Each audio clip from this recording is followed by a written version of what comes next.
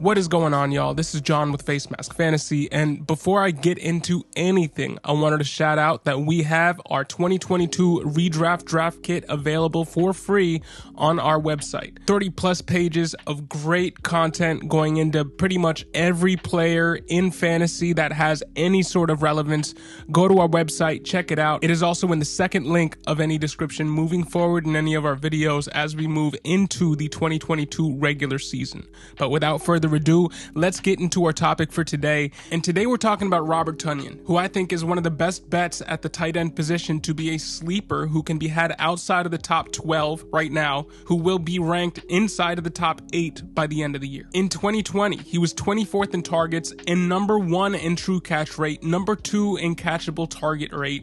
We all know that his quarterback is one of the best quarterbacks in the NFL in Aaron Rodgers. He is a back-to-back MVP, and the case for him being in the Hall of Fame is pretty much already solidified. But let's not forget that Green Bay and Aaron Rodgers lost a wide receiver in Davante Adams who had 28 touchdowns in the last 2 seasons. When you couple that with the fact that in 2020, Robert Tonyan was the tight end 3 behind 11 touchdowns, you can paint a picture where Robert Tonyan is one of the primary red zone threats, if not the primary red zone threat for Aaron Rodgers as soon as Robert Tonyan is healthy enough to see the field. In 2020, Robert Tonyan was also number 1 in target separation and number 5 in contested catch rate, and he was also number 1 in fantasy points per target, and the targets will go up in 2022 because, again, no Davante Adams. Investing in Robert Tonyan allows you to get a tight end with top 3 upside in the teens, supreme value. He has a current ADP of 147.1. He can be had at the top of the 13th round and has the ceiling of a top 3 tight end. Now, a lot has been made about Robert Tonyan maybe not being active as soon as week 1,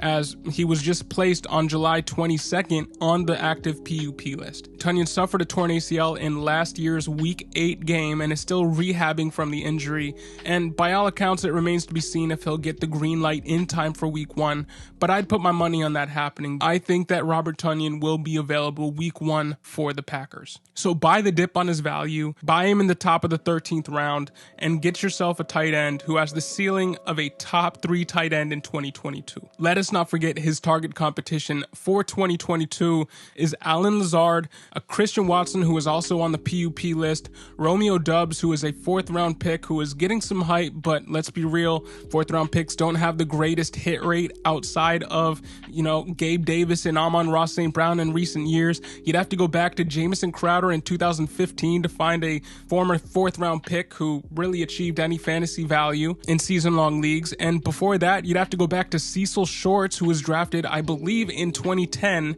to find the next historical 4th round pick to have value. So 4th round picks don't usually hit, and Amon-Ra St. Brown and Gabriel Davis should be considered outliers at the position. Aaron Rodgers also has Sammy Watkins, who seems to start hot everywhere he goes and then get injured by week 3 and get phased out of the game plan.